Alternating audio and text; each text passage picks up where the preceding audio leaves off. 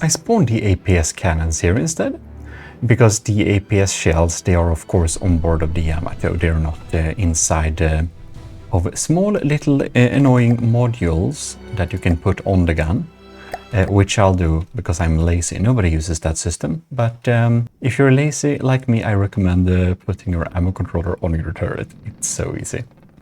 Anyways, we're going to fix these turrets before we will change anything important, so to say. I will just fix some protection issues. Like here, for example, we have the ability to have some heavy armor to protect it much better, and that's highly advisable because, of course, a turret head is quite a weak point, and if this thing gets shot, well, it's game over for the turret. Here we can also see we have a perfect opportunity to protect the mantlet. So we're going to have a little era there. It will only take one shot, but it can kill any heat shell basically. So that's nice. Well, I think this turret looks pretty nice as it is, however. But I do think just a tiny little bit more heavy armor and I think it's good to go. We can just try and remove some stuff here to just see how it looks inside. You can see we got the connection point up there and there. All right, that's fine. This one is the railgun, which is shorter, and the shorter railgun goes here. All right, so then we have only the surface layer there, and then we can open up it downwards. All right, so we're basically having free space, so we can actually beef it up. Good thing. Yeah, this thing should be beefed up then, so we have a less weakly protected turret neck. This we can't do anything against, but the backside here may actually not be very valuable. So we can actually decrease the chance that we have any issues by adding another connection here. It's gonna be straight behind it, so it's not exactly optimal, but at least something. I'm basically going to add like this and like this, and I'm basically building together a little network here. So you can see that they are getting connected from like two places. So if any of these blocks go here, both need to go. So if this one goes, we still have a connection. If this one goes, we still have a connection. That's kind of the thought behind it. It's not the most optimal way to boost its survivability, but well, it's at least something. We'll have to shift a few things around like this, but it's working a-okay. Look like that. Something like this. Yeah, this should be perfectly fine. Right, so now I can just go with this down a little bit and we should be good to go. Make sure we didn't mess up anything in terms of recoil and stuff like that. All right. Now, as said before, I don't think Martin has set up any settings inside the local weapon controllers, and this EMP protection way to do it doesn't work. But what we're going to do is we're going to get a EMP insulated weapon controller on each turret, and just like that we can have it insulated by some rubber. So let's see though where we even can put it, because I do think that this will be completely sunken down, so I don't think we're allowed any space there, so it can actually be a little bit difficult to EMP insulate this. But see here, we actually got some heavy armor beams kind of supporting it, which is, ooh, this is gonna be very hard. I guess we just have to have some double then. So we know we can fit one here, right? And we can fit one here. So they can't kill both at once. So that's an easy quick fix at least. Right, so here we can see we got the little tooltip, and inside you can see the stats here. Outloader limit, we have ammo intake limit, and we have cooling limit. It's reasonably balanced out, so that's good. So if we just go into the clips here and check out this shell, this is a frag railgun, and yeah, it's a little bit no, this is not a railgun, sorry, not to mix them up. I call them railgun because they are called big Yamato style side railguns in the files. So yeah, that's the reason why I'm confused. Well, I suppose they were meant to be railguns before, but they aren't anymore. Anyways, if you go in here, we can see how it looks like, because this is a little bit more sturdy way to set it up. But if we check the intakes here on the other side, we can see they both use the same shell. And it's good they have an emergency ejection defuse. So that's really nice. We're just going to check that all of the ejectors are actually set up to each, well, outloader. In tight spaces, by the way, you can get a little bit of a boost having some high explosive. So we're going to stick one high explosive in there. We're also going to stick a little bit of an EMP in there. So we have a little bit of a party mix. Very nice. And when we check the stats here, you can see it's pretty well set up for this. It's pretty min-maxed here with a shell length that's just below 5 meters, which is nice. Also, what we should do is probably AP party mix, name this. Isn't that nice? Anyways,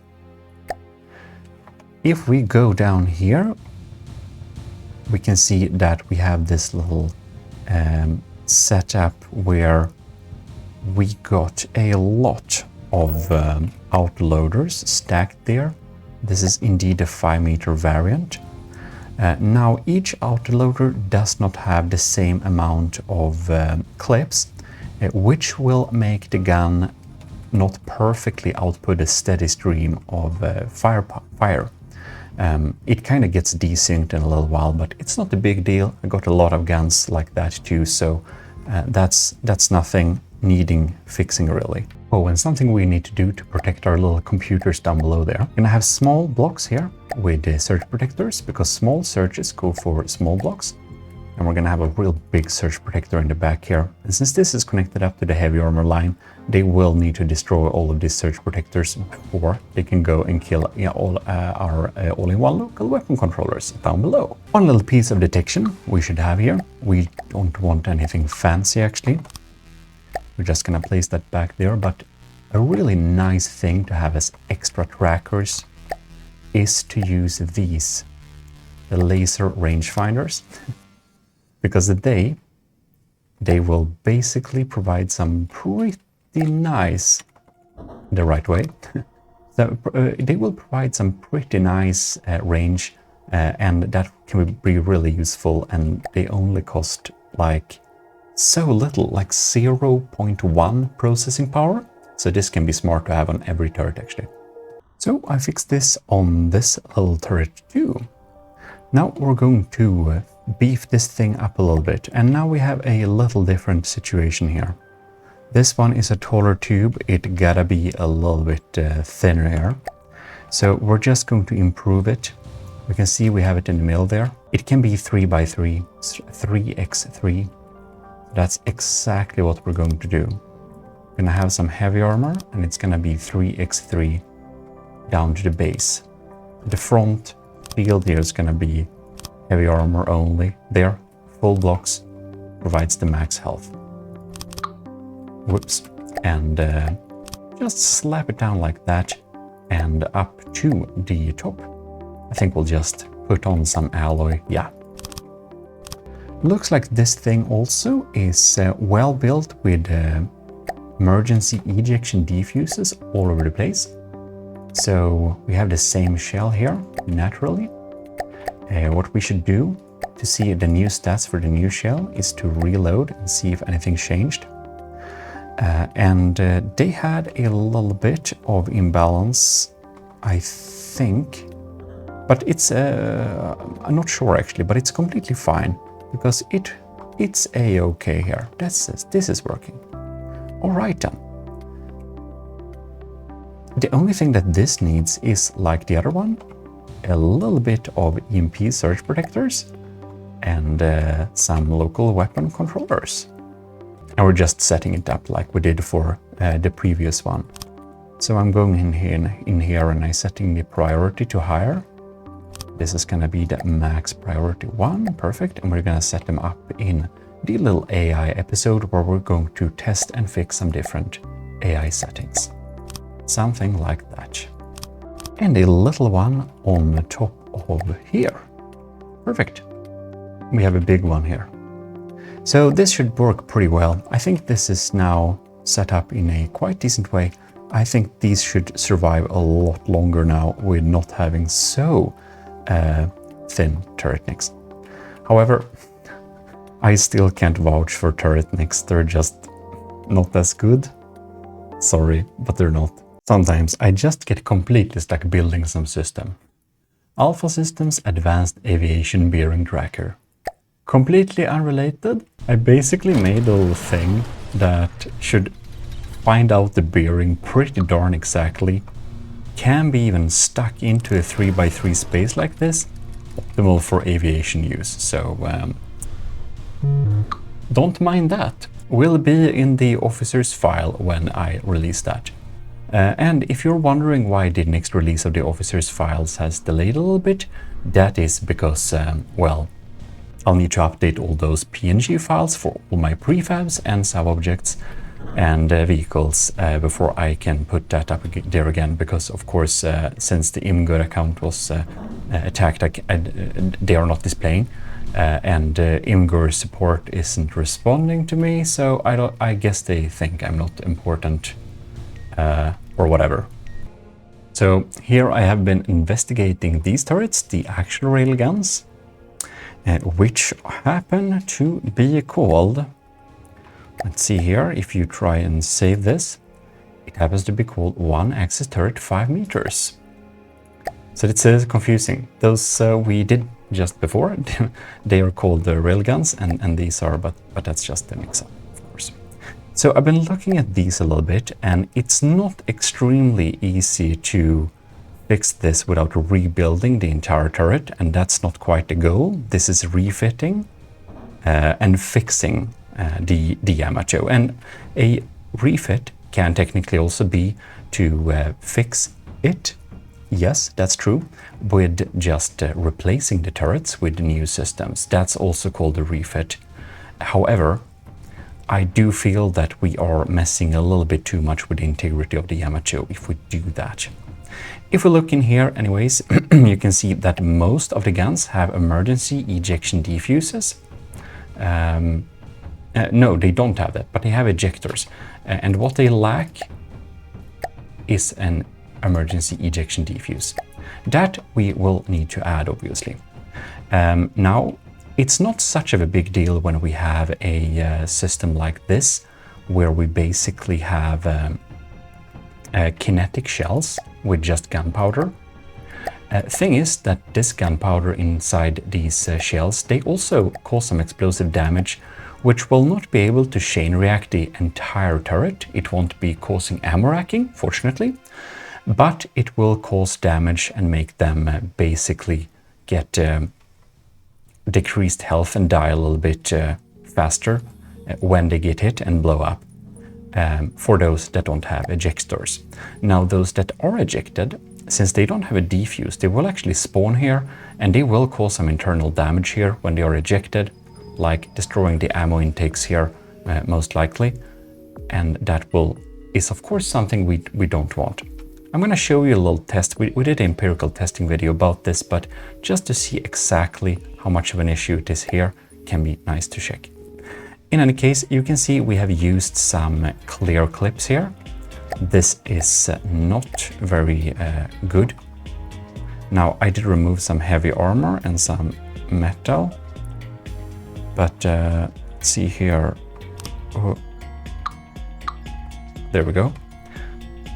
If we go in here, we should instead switch to this clip. So this is something we're going to do for all of them. We'll just need to figure out which system is belonging to what. So yeah. Anyways, the railgun itself is pretty nicely set up. It's not perfect by any means, but it's decently synced here. We can see we have almost the same values for the autoloader, ammo and cooling. Now, I'm a bit of a nerd, so I like to match them exactly, lately at least. I think that's fun. But yeah, one thing we'll need to change here, however, is to allow railgun to fire when partially charged. And 32% used as accuracy buff. Yeah, we can see if we can afford the recoil. And I guess that was tuned like that because we obviously cannot we cannot afford the recoil. So I suppose this was indeed recoil use. Yeah, I guess that was actually tuned to counter that instead of adding more recoil absorbers. So yeah, we're gonna see if we're gonna add more recoil absorbers. I think we will, honestly. This will go away. We'll add more recoil absorbers, absolutely. I'm just gonna fix the clips so that they are solid, and we're gonna get back fixing this. Oh, and this is a setting we'll just have to fix. Allow railgun to fire when partially charged is quite important that we have, because if we don't, it wasn't checked before. If we don't, it will wait for it to charge fully before firing at all.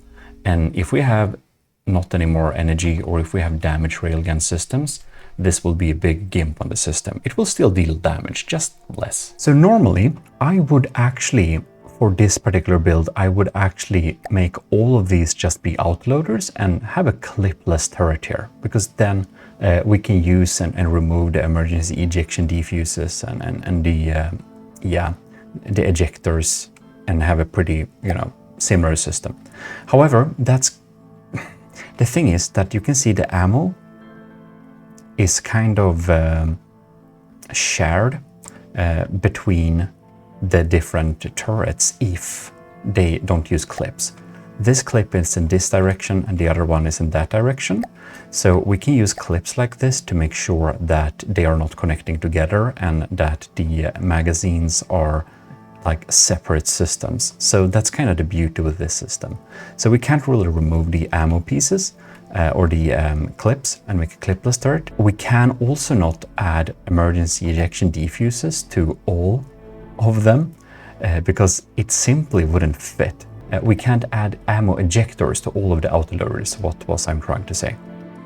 So basically, we will not remove the ammo ejectors, we will add a emergency ejection defuse, and that will then make a little bit better system. Some of the autoloaders will need to be removed since, let's see here if I can find some again. It's somebody that had like 0, basically meaning it can't shoot ever. Like this one here. Needs 1 intake for sustained fire, has 0. So this obviously doesn't have intake. It, however, has the space to have one. So there you have it. Now this thing works, but not optimally. All right, so to add some recoil absorbers, what we can do here is basically just remove some of these sheets covering it together. We don't, like, it's not important to have this type of internal stacked armor inside of here.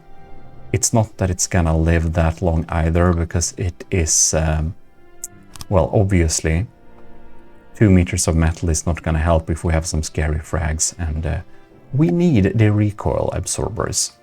And yeah, if it's gonna break along these 3 lines here. And I think we may need to try and beef them up using a 2-line system. Yeah, that's probably what we're gonna do. Yes, that's what we're gonna do. So I'm gonna add recoil absorbers in the sandwich here to make it work, and then beef up the turret neck. So the recoil has been fixed here, and also this turret is pretty empty inside, and for this it definitely warrants some heavy armor to armor this thing. We're gonna copy it over to the other one later, but you can see it looks like this here. It's very empty, and oh, the other one is actually more vulnerable, but some blocks are basically more easily accessible there. In any case, here we have this little turret here. This is interesting shaping, I will say.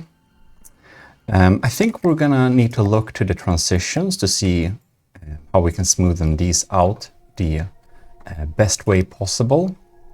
But, well, I'm going to find something out to make it still kind of keep the vibe, but, well, look a little bit less weird.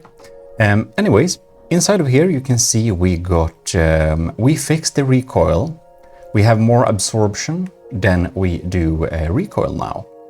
So, had to open it up a little bit here, but it works.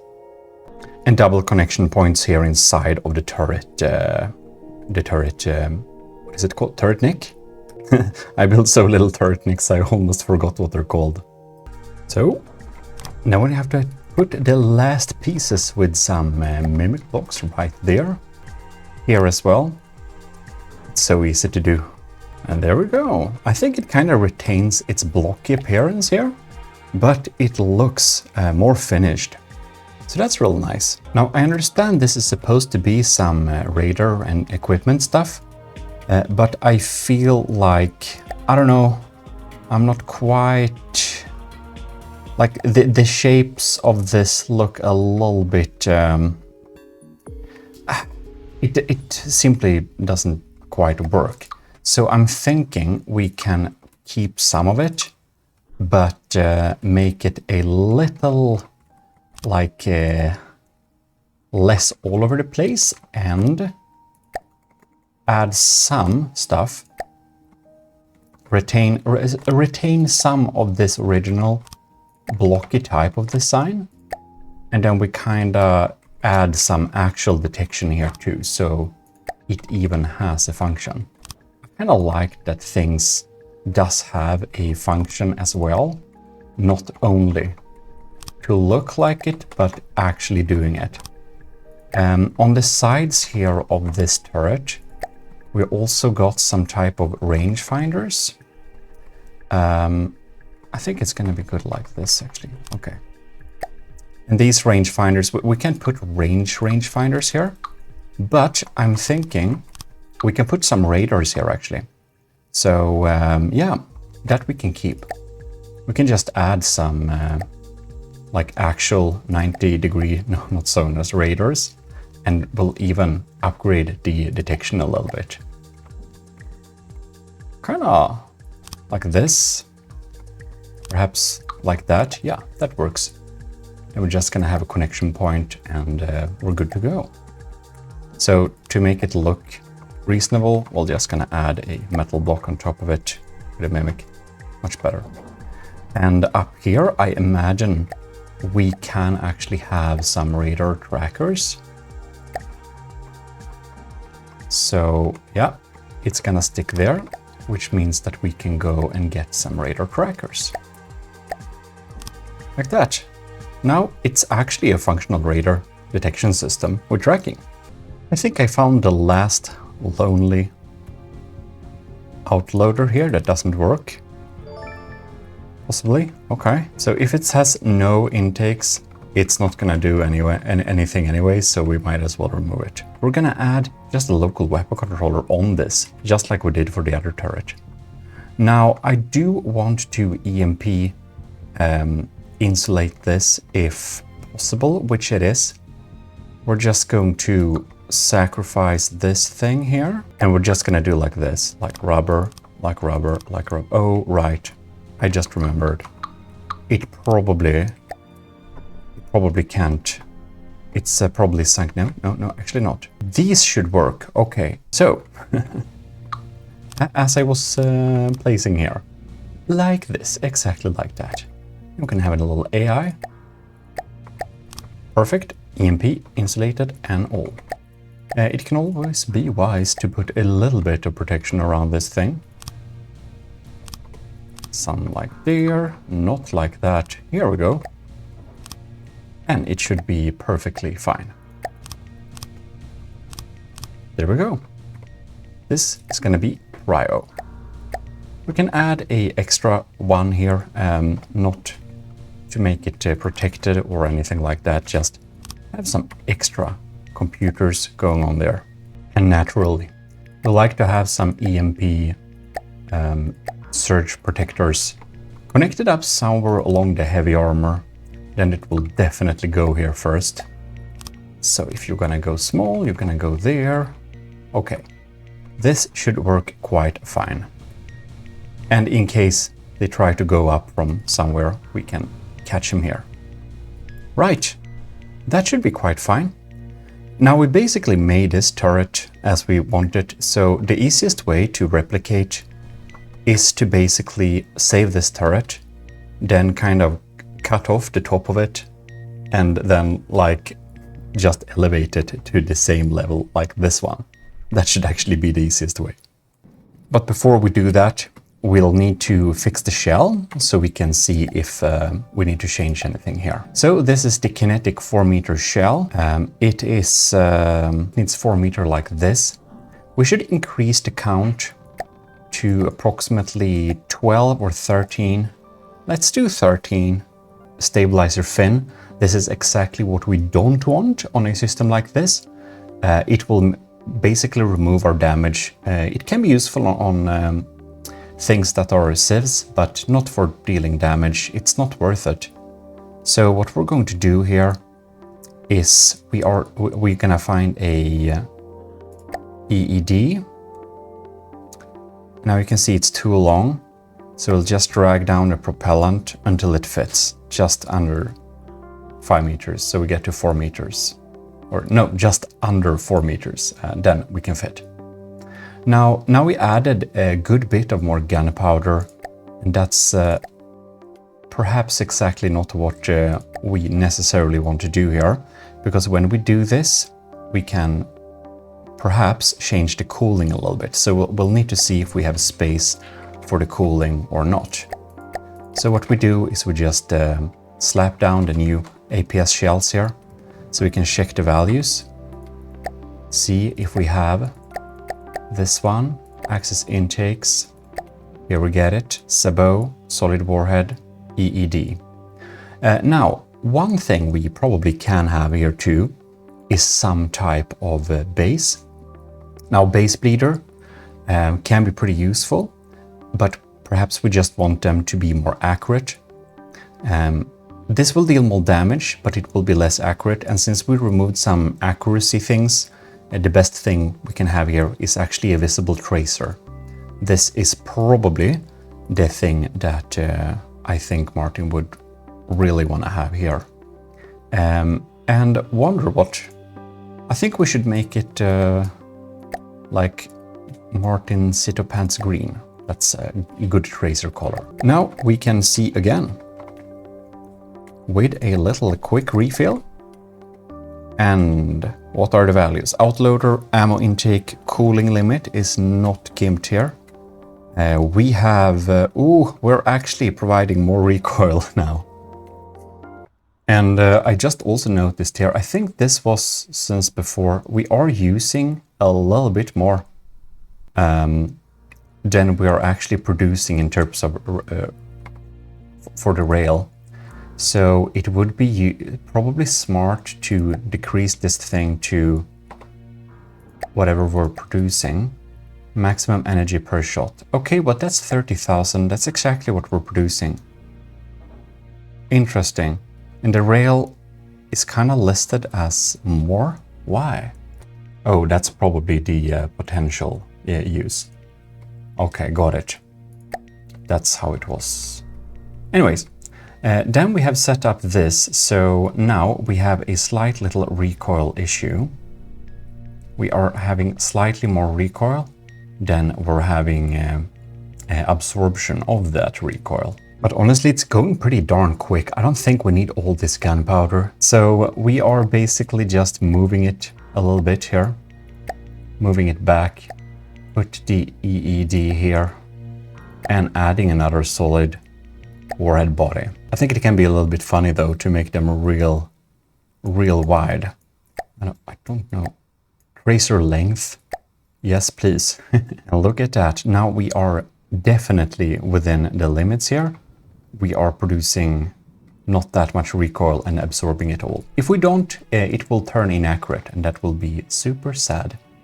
But anyways, this is looking pretty darn good. So I think we can save it and fix this one. With all those fixes, we actually made it a little bit more expensive, but only with like 20,000 or something. Anyways, now we're gonna do this one. So also a little good tip. You see inside of here, I kind of covered up a lot of surfaces and stuff like this. And this is because explosive damage gets boosts when it's in really cramped spaces. And you know, explosive doesn't really work as it should do. High explosive can do some weird stuff. So you might need to armor at places you don't think you need to armor, because the explosive damage can creep into spaces and do some havoc. Can be good to know. Anyways, basically what we're going to do here is we're going to take a big copy thing and basically copy whatever we have in front of us here. I don't know if you know this, because I may have forgot to say it, but if you right click on the plus and minus here, you will kind of mass area copy stuff. That's nice. Make sure you save your vehicle in case you mess something up, because this can be a little bit harder to fix if we need to. So here we have this thing. We can paste one here. And then we can basically go here and click delete. Now we're going to click Shift X when we are holding over a block. It's gonna delete all untethered decorations. And then we're going to do like this, making sure we are level like this. That's where we wanna be. And to not mess things up, click backspace, reactivate connection checks. Then we can go down here again on a block like this, delete, go back here, make sure we are the right, something like that, right? Okay. Now we need to turn back them on. The connection checks, that is. So it spawns up here. Perfect.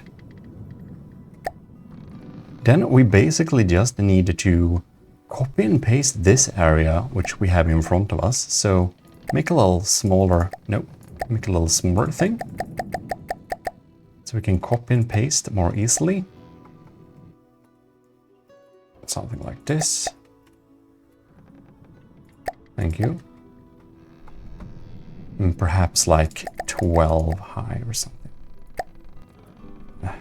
Let's connect here. See if we have a way to... No? Alright, we have filled this space, good. So then we just manually need to apply 3 meter variants of stuff here to make it fit. Very simple.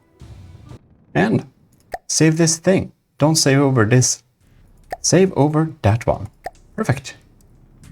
And those are now complete. I think they look pretty good. This one is obviously no more. This one is outdated. Reactivate connection checks. Yes, please. Okay. Then we have this little thing. It looks pretty decent, to be honest, but here we can see we have some, like, these are not even connected up. So we better just add these back as decos so we don't get errors and stuff. It's honestly a little in the blocker. Something like this looks a little bit more reasonable. Now, I won't trust that this thing might not cause collisions, so I'm going to add this as a decoration back here. Now we need to see wherever is this middle. This is the middle, okay. So it's gonna be pretty easy to armor this thing. We're basically just gonna go as high up as we can and insert it like this. Then we can have, actually, it's best to have this surface here as well. Okay. And on the back side, I think it's gonna be probably enough with the metal. So that's what we're gonna have. I didn't feel the cooling vents had to go all the way down here, so I'm gonna have some local weapon controllers on the bottom here to get some kind of... Now it's really narrow and tall like this. A little bit, you know, a little bit strange, but it works. I feel like one surge protector we can have in here. It won't be super well protected, but yeah, that's a better idea. Let's stick a surge protector in here. 2, that's nice. And add that on top of it. Looking very neat. Oh, never mind. Need to remove the symmetry plane. I just realized this is a Civs cannon, which I already knew, but this means we need to go to the all-in-one local weapon controller section on defense and switch to this one. We're gonna max out its priority, which basically means if this one doesn't have a target, this one will actually deal damage to the enemy in case we have incoming aircraft and stuff like that. So that's also something we can do. Now I wonder here if we got some type of... no, we don't got any rules here. So we can set that up later if we like to. But inside of here, we have this anti-munition defense, and I just made it so that it can work double as something else as well. The autoloader limit we have here is pretty bottleneck a little bit. So we do have a lot more cooling than we would need. Okay, yeah, we have a lot. So perhaps we should add some more of them. That could probably be a wise thing to do. Like that, we're a little bit more balanced out. Okay. So I think this needs a little bit of another type of shell in case we're gonna use it against anti-aircraft things too, and this might actually be a pretty accurate shell.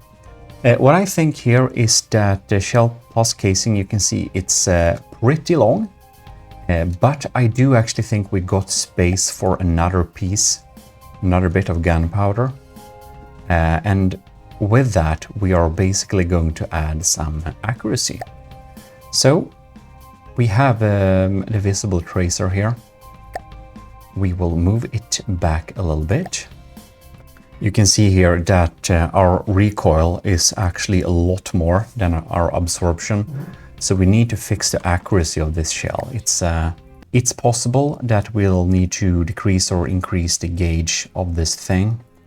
But visible tracer is definitely a good thing to have here.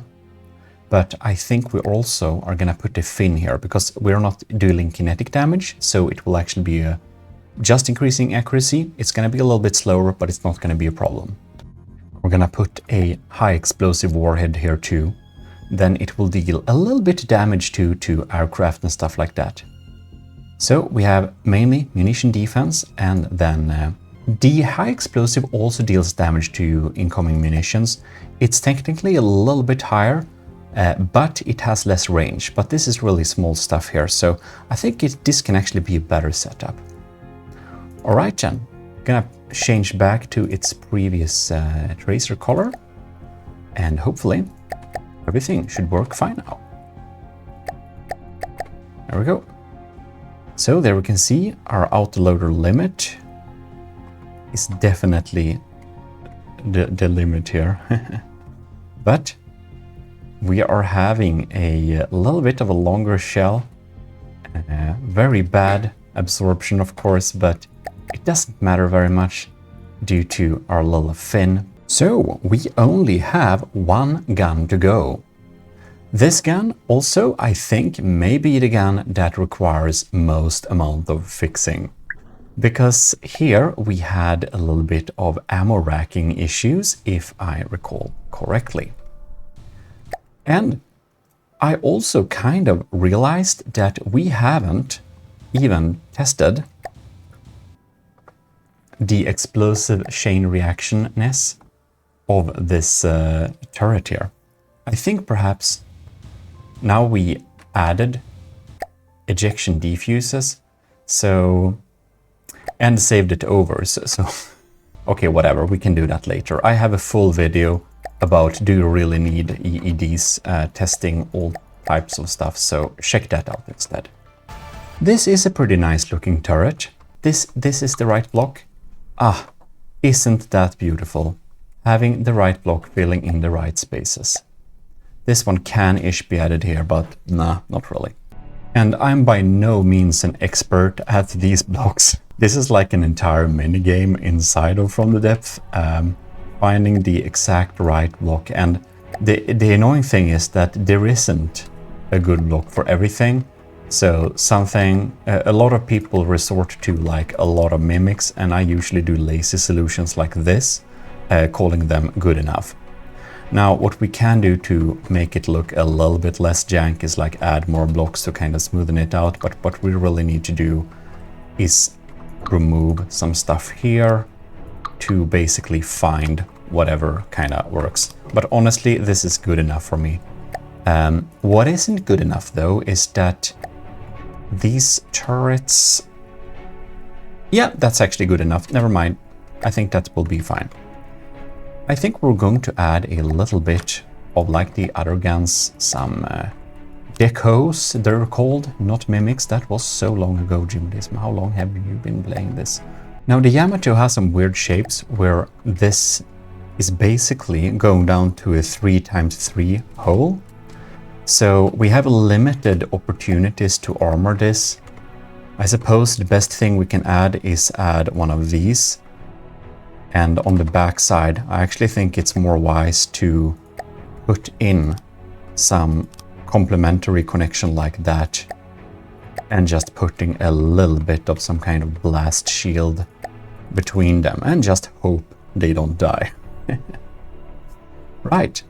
I think this should probably be fine enough. Now I do... Yeah. This is kind of around there. So it's like we're not exactly following a systematic way to make holes for these turrets and stuff like that. So it's a little bit... I'm a little bit uncertain exactly what we can add, but I'm very sure. If we can add it in front of it like that, yeah. Something like this. I think this should work perfectly. Whatever, this is fine. Now, we come to the big part of this. We have a lot of outloaders that don't have emergency ejection defuses here. And this is not optimal, because if we're like... This we looked at extensively, but you know, this is gonna chain react pretty quickly, getting damaged a little bit here and there. If we look at this gun though, 300 millimeters, we have cooling limit is... Okay, so the cooling is actually the limit here. And we have 300 millimeters. The max we can have for multi-barrel is 250, so we don't want to add more barrels basically. Oh my lord, it's the same thing like this uses actually. Interesting. That explains. They chain reacted more before. So they are using the party mix. I wonder if that is what they used before, or if me saving this thing kind of changed some of the stuff. The sensible thing to do here is honestly to remove all autoloaders that don't have a emergency ejection defuse. They will only mess it up for the rest of the autoloaders, so it's, you know, they are goners. This one doesn't have one either. Not good, okay. There we go. Having that one there, that one there. That should indeed work well. And this one has 0 ammo intakes now, which is obviously not fine. And actually the autoloader limit is still kind of the limit, so that is pretty interesting. So this thing we just quick fixed here, it can honestly just be added back, because it turns out we don't really need all this cooling. It is not required. Look at that, here we got it. So this we can get rid of, as well as this, I believe. Let's see here. So we are a little bit dropped in cooling, so perhaps just add them like on this side too, and we should probably be getting back at the cooling in no time. Just add a little network here, and there we go. Basically, yeah, the cooling limit is kind of the limiting factor still. That should be quite perfect. And there we go. Fixed like that. Just added some more outloaders onto this as well. Now, I don't know why that didn't copy over. If you forgot something like this, you can copy it and paste it, and it usually pastes in on the other side. Pretty cool. Go to one that's here and just assign to unassigned. Nice. Now I'm gonna find out if I messed up any shells and mixed them together, or if actually both of the guns used the now party mix. This one uses this AP frag shell, all right. So that's a 16-part shell. And which of them used, I think these used it right too, isn't it? Yeah, they are also using it, 16-part shell. Okay. We can actually save this here, just so we can, my god. The new camera system is not too easy sometimes. I just want to click and get here, whatever. So, we are using this here. It is still a 16-part system, and this is the shell it's going to use as well then. So if we just check this thing with, yeah, it's very close to being 5 meters, so I'm sure this is pretty fine. I think it's gonna work pretty well for this as well. So let's have it like that. Well, I'd say this turret is almost fixed. We do, however, need some something to control it.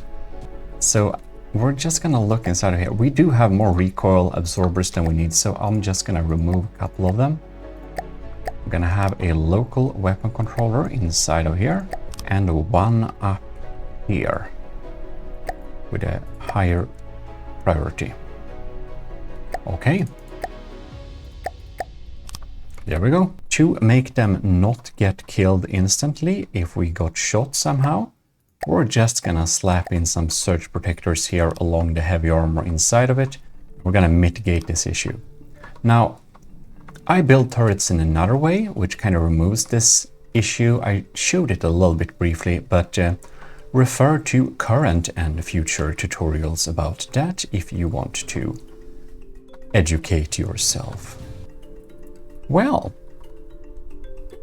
it's gonna be connected to the entire network here, so maybe just having a little surge protector along the way here can be wise too.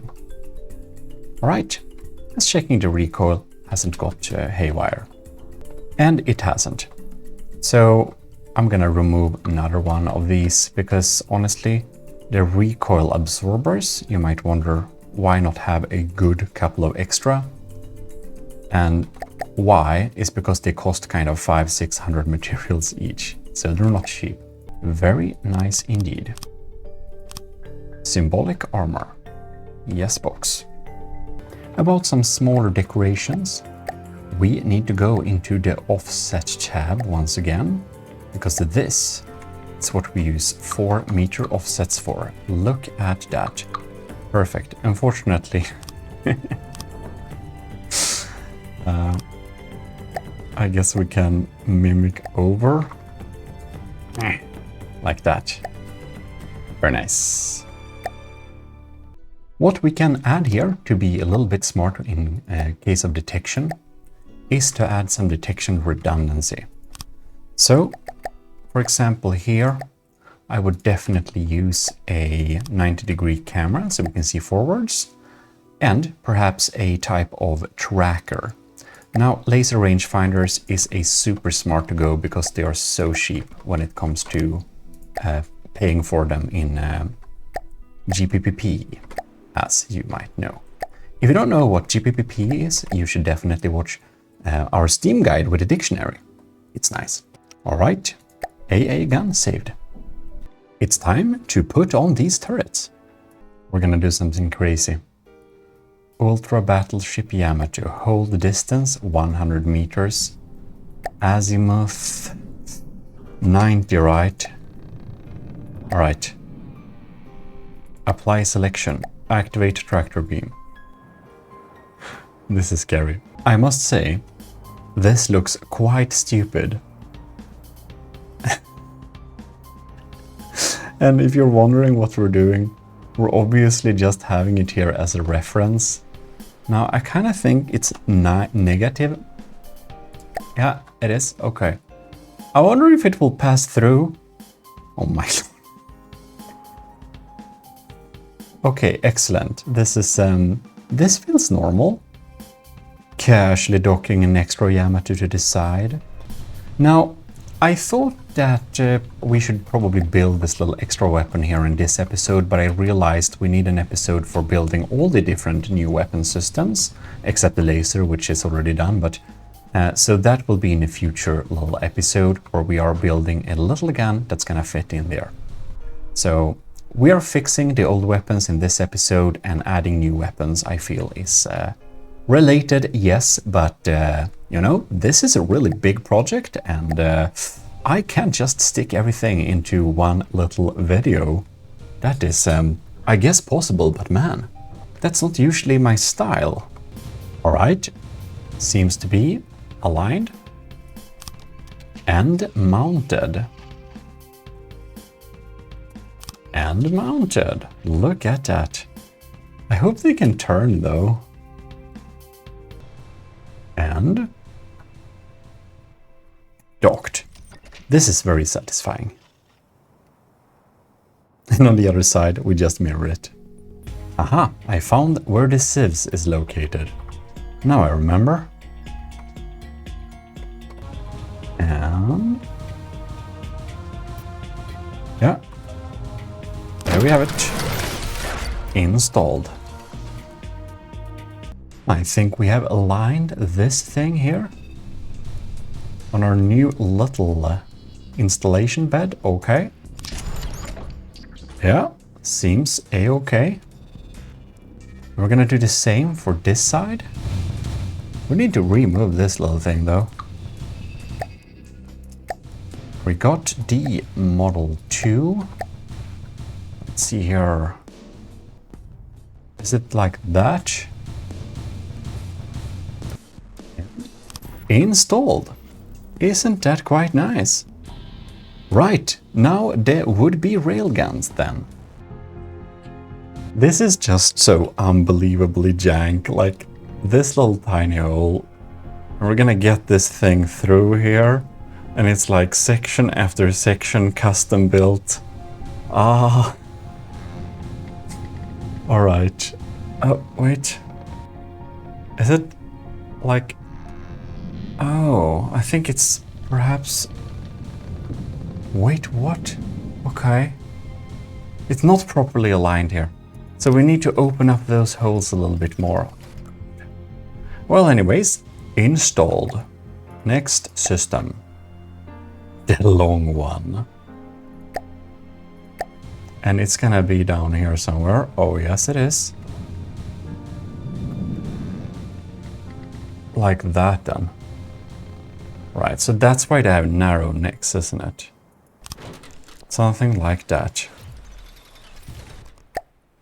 Right. They probably won't turn very well from side to side. So here, okay, so there it is open, right? And here we have a block, don't we? No? This is open too, right? And there we may have a blockage, no? Or maybe it isn't. It may not even be blocked. Seems to be fine, actually. So that is the joint here, going down. Oh, there we have a block. Okay. Do we have a block there? No, not really. Okay, good. Just for good measure. Very nice. Down like that. Right. This might work. Ah, okay. I think this is fine.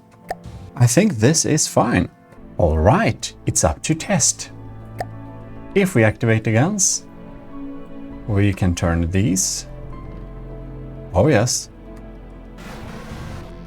Oh, I see one that doesn't want to turn very well. You are blocked. I think you're blocked. Yeah, you're blocked. Oh, but the annoying thing is that you were blocked on the old Yamato as well. So there is that. Well, no fault of mine then, at least. Then we just need to find out what is blocking it. And it happens to be so that there is this special little thing here. So if we go back to our updated version, right, and we try to move around here, we can see what's blocking it. And here below, we can find some blocks to remove to be able to fix this issue. So if we just look at this, see that this line of blocks will indeed be removed. Then it should work. Remove, remove, remove. You two, all the way, and on the other side as well. If we have that, there we have it. And now we can see, can it move? All right. This entire section needs a lot of work, but that's actually an armoring episode. Oh, in the Pimp My Ship thing is a thing, so you can send in some designs to me via Discord. Do send a blueprint file, not a workshop link. We don't like workshop, it's annoying. If you have a design you want some help on and want to see it on stream being fixed, well, join our Discord and send it in. And I'll put it in my folder and hopefully I'll be able to go through it during the next live stream. Which probably will be titled Pimp My Ship. Which would make a lot of sense. The turrets are absolutely fine, but it's these little necks going upwards that are making them blocked. In any case, this is indeed the weapons fixed. So now they should be a lot more better. And you know what? I think in the beginning of the next part of this series, we should test the upgraded weapons versus the old weapons. One thing that's pretty cool, it is in another video, I'm not quite certain, I don't think I've released it yet, but here I have a nice stackable ammo box template. So we're going to add some ammunition to the Yamato so it can actually use its weapons. I think it's time to cut this thing loose. Talk about carry some extra weight. Well, I hope you enjoyed this little video, and if you did, you should definitely leave a like and stay tuned for our future episodes.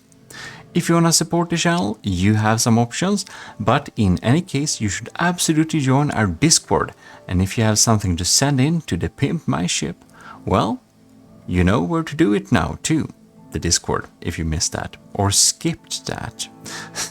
Anyways, check out my other channels too, they have some extra from depth content, so Stay tuned, this is your host Eric of Gmodism, your Admiral, signing out. I can speak, yay.